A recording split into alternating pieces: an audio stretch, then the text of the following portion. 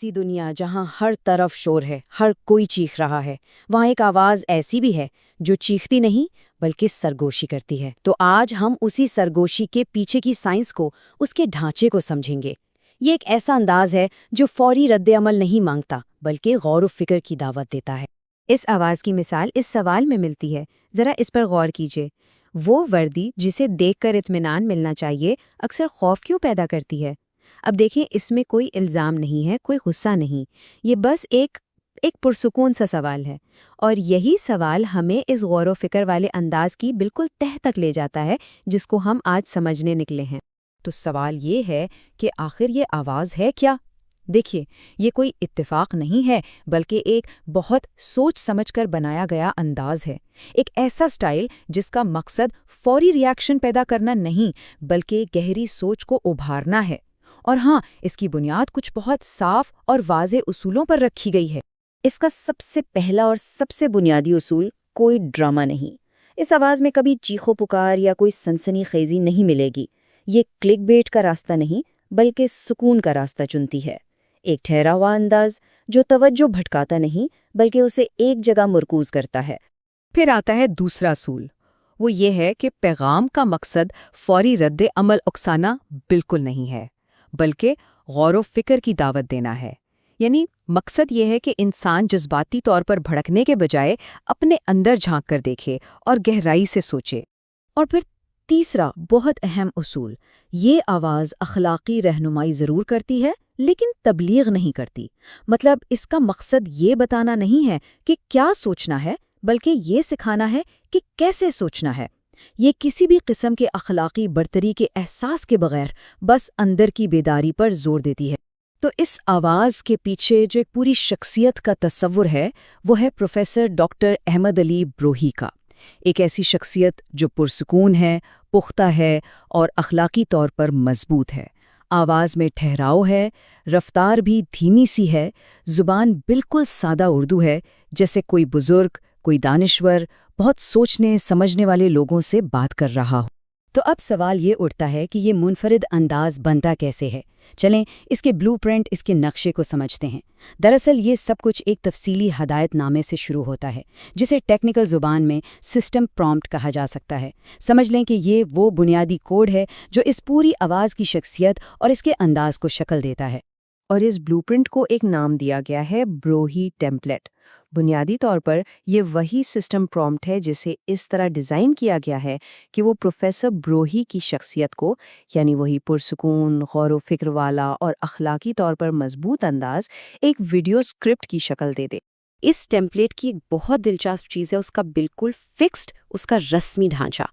ہر video ایک خاص ترتیب سے شروع ہوتی ہے، سلام اور درود شریف کے ساتھ، اور ایک خاص ترتیب پر ہی ختم ہوتی ہے۔ یہ جو ایک رسمی سا ڈھانچہ ہے نا، یہ صرف ایک تسلسل ہی نہیں بناتا بلکہ ماحول میں ایک سنجیدگی اور احترام پیدا کرتا ہے۔ اور ہاں، یہ ٹیمپلیٹ جذباتی نظم و ضبط یعنی ایموشنل ڈسپلن کے بہت سخت اصولوں پر چلتا ہے۔ یہاں غصے کی کوئی جگہ نہیں، طنزیہ انداز کی کوئی گنجائش نہیں، اور تبلیغ تو بالکل منع ہے۔ ہر اصول کا ایک صاف مقصد ہے، ایک پرسکون سوچ کا ماحول بنانا، شخصیات پر نہیں بلکہ خیالات پر فوکس کرنا، اور سب سے بڑھ کر ہر سمجھدار انسان کی ذہانت کا احترام کرنا۔ چلیں اب اس ٹیمپلیٹ کے بالکل مرکز تک، اس کے دل تک پہنچتے ہیں۔ یہ وہ راستہ ہے جو کسی کو بھی محض مشاہدے سے اٹھا کر گہری بصیرت تک لے جاتا ہے، اور یہ سفر ایک خاص 8 مرحلوں والے بیان کے ذریعے طے ہوتا ہے۔ جی ہاں، یہی وہ 8 مراحلوں کی ترتیب ہے جو اس پوری آواز کا انجن ہے۔ دیکھیں، سفر شروع ہوتا ہے روزمرہ کی زندگی سے جڑی کسی انسانی حقیقت سے، پھر اس کے پیچھے چھپے معنی کو تلاش کیا جاتا ہے، پھر آہستہ سے ایک خاموش تبدیلی اور اس کی قیمت کا احساس دلایا جاتا ہے، اور انجام ہوتا ہے ایک گہرے سوچ میں ڈال دینے والے سوال پر۔ یہ واقعی ایک مکمل ذہنی اور جذباتی سفر ہے، اور اسی ڈھانچے کی خوبصورتی اور ذہانت یہاں نظر آتی ہے۔ دیکھیں کہ یہ الگ الگ موضوعات پر کیسے کام کرتا ہے۔ مثلاً بیوروکریسی کے لیے شروعات ہوتی ہے اس جملے سے: ایک فائل اس شہری سے زیادہ طاقتور محسوس ہوتی ہے جس کی وہ ملکیت ہے، جبکہ پولیس کے موضوع پر شروعات ہوتی ہے وہ وردی جسے دیکھ کر اطمینان ملنا چاہیے اکثر خوف پیدا کرتی ہے۔ ڈھانچہ بالکل ایک ہی ہے لیکن انسانی حقیقتیں کتنی مختلف ہیں۔ इसी तरह आगे बढ़ें और नाकामी की कीमत वाले मरहले को देखें। पुलिस के केस में कीमत क्या है? अवामी खामोशी और वो जराइम जो कभी रिपोर्ट ही नहीं होते। दूसरी तरफ अदलिया के मामले में कीमत है इंसाफ पर से एतमाद का उठ जाना और कानूनी इंसाफ की जगह गलियों में होने वाले फैसलों का रिवाज। मतलब ये टेम्पलेट बड़े नपे तुले अंदाज में बहुत गहरे समाजी नताइज को सामने लाता। तो आखिर इस सब का मकसद क्या है?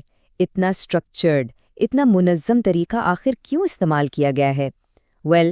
इसका बुनियादी मकसद है ताकत और इख्तियार के तस्वुर को एक बार फिर, लेकिन इस बार हमदर्दी की नज़र से देखना और परखना। तो इस सब का निचोड़ ये है, सबसे अहम बात, इस मवाद का मकसद एंटरटेनमेंट या किसी को कायल करना नहीं है, बिल्कुल नहीं। इसका मकसद है आगाही, गौर व फिक्र और अंदरूनी तब्दीली। ये मालूमात देने के लिए नहीं बना, ये सोच को जगाने के लिए बना है। और ये मकसद हमें इन्हीं मिसालों में साफ नज़र आता है जिन पर हमने बात की। ये इख्तियार के पूरे तस्वुर को बदल कर रख देता है कि ब्यूरोक्रेसी एक दीवार नहीं बल्कि एक पुल होनी चाहिए, कि पुलिसिंग गलबा नहीं बल्कि सरपरस्ती का नाम है, और ये कि इंसाफ डराने वाला नहीं बल्कि सबकी पहुंच में होना चाहिए।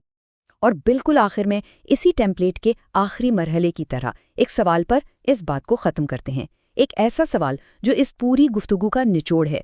मुसलसल शोर की इस दुनिया में एक खामोश सवाल की आखिर क्या कीमत है?